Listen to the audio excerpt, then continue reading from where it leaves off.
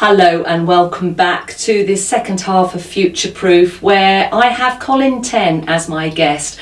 And if you were with us with the first half, then you heard how Colin and I danced together some years ago, raising funds for Rocking Horse Children's Charity, very, very well known in Brighton and Hilton in the community. And we laughed in some ways because I was like a jelly. We had a few hours to learn what we were going to be taught by our professional partners. All of us did as business people, but we also talked about the jump, and the jump worked on the evening. It was the best jump that I actually did.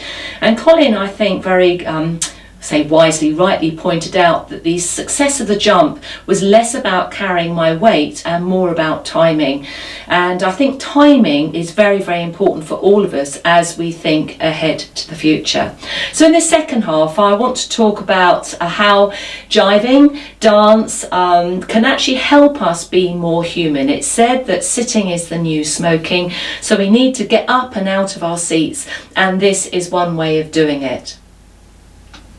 Thank you for joining me again, or staying with me, should I say. Thank you.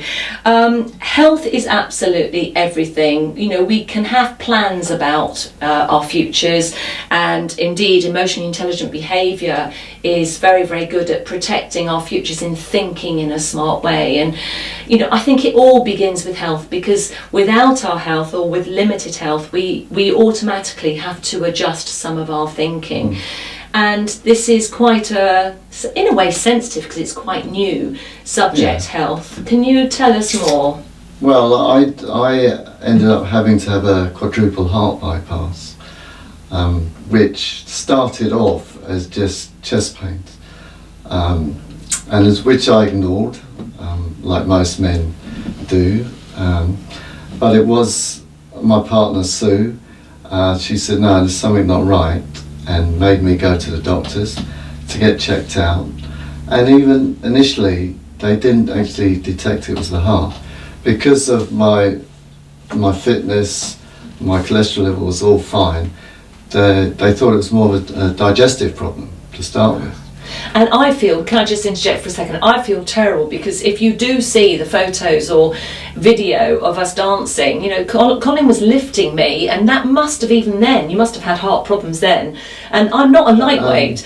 Yeah, but actually no, I don't think it wasn't very apparent at that time. Okay. It did start gradually as a chest pain when I'd walk, or like try and walk a hill, or even when I was eating, I would get a chest pain. And that's why they thought it was digestive problem. And so I had various tests, and which went over 6 months. Wow. And it wasn't until I actually had an angiogram that they found that I was only working off my back artery. My main artery was totally blocked at the top. The other one had a narrowing, so there was just a trickle of blood going. So at any time, I could have had a heart attack, which luckily, because Sue actually made me go and get checked out, that I'm actually here today. Well done her. So talking of Sue, and we're talking obviously about your jive classes. You met Sue in your jive classes, and you know, I want to move on. When we were preparing, you used this word connection, and you know, for us to be more human, it is about connecting. Robots on a dance floor don't connect. No. Well, they do tangibly, but they don't emotionally or spiritually even. So first of all, you and Sue met dancing, which was great and lovely. Well, yeah, so Sue actually came to my classes for over 2.5 years ago and learnt to jive. And it was from that point I started doing a couple of events with her, because she does the chair of PTA at the school. So we did some stroll workshops, what we call them, and we seemed to get on very well there, and so that connection became. Lovely, yeah. And so it was a year later that we actually got together. Smashing. But you know, just because if you go jiving, doesn't always fall into a loving way. We connected, didn't we? Yes. And so, how would you say we connected? What was it that worked? Well, the thing is with dancing, because you're in close proximity of each other, you do get to know each other, and it does form various connections you can form. I mean, we have people that come on their own, totally single, and the dancing, even if you don't have much confidence, initially you don't have to talk to each other. It's just because you're busy with the music and the instructions, and dancing. Yeah. And then friendships are formed that way as well. And also I think for us we had the common purpose around raising funds for charity, which was kind of our driver too. So, you know, people connect in different ways. They connect as friends. It can lead to relationships then intimate or just companionship. Yeah. Well, yeah, I mean there's so many single people that do come. And they come, say, like on a Tuesday night in Worthing, and it is just like a big family. They will meet up, they'll chat, dance, and then, well, there's some people do find a partner, and also I find that people that on their second relationship, people that have lost their partners, have died or divorced, and they're in a new relationship, and they found that dancing has helped to reconnect people. But we all know that as human beings we like to be in charge and in control, and emotional intelligence is a large part of this programme, and a couple of areas of emotional intelligence are around self-awareness and self-regulation, and you quite rightly said that in dance you have a leader. Yeah. Well, yes, especially and not everybody likes that. Partner dancing, there's a leader and a follower, and in a couple, mainly, I mean obviously you have same-sex couples, but I would say as I'm the lead, then I have to lead the partner, and so your partner has to follow you. Yes. Okay. Is it easy?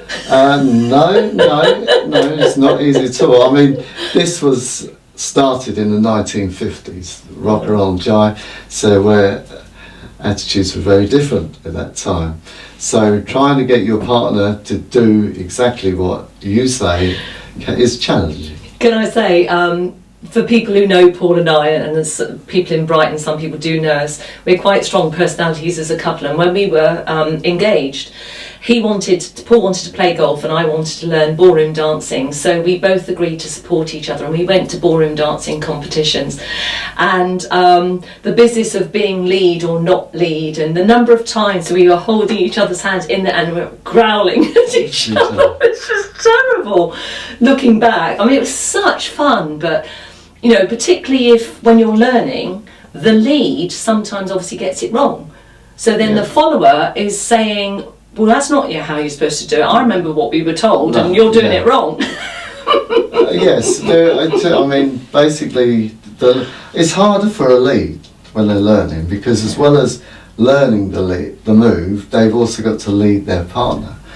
And generally, women do pick up moves quicker than men.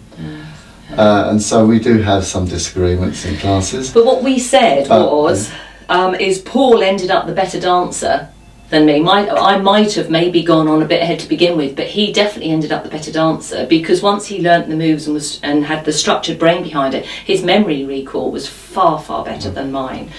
But yeah, great fun. Thank you ever so much for joining me, Colin. If there was one piece of advice that you could say to anybody watching, not necessarily around dance, what have you, but just worried about their future in some way, whether that's loneliness or whatever, what advice would you give them? Oh, well, I'd say dancing is a very good form of exercise to keep you fit, because again it's very social, so you don't actually realise that you're exercising. It also is very good for your mobility skills, and also research has found that people that suffer with memory loss, dementia, dance is a perfect form of exercise too. And music, and the links to music. And when you're dancing with a couple, then remember there is a lead and a follower, and emotional intelligent behaviour is tied up with being self-aware, knowing what your role is, and humbly humbly fitting within that role, showing respect to the role of the other person, and then of course that self-regulation of keeping that disciplined mind. Colin, it's been a pleasure to have you on board. Thank you so much, and also I'm so pleased that you are now fit and well, and wishing you and Sue all the happiness in the future as you move forward with the business together. And if you want to get in touch with Colin, just Google Brighton Jive. Brighton Jive, yeah, we're on Facebook as well. Facebook, and pop along and see him. He's a lovely, lovely guy, and I highly recommend him to you. Thank you for joining us, and we look forward to seeing you next time. Thank you, Sarah.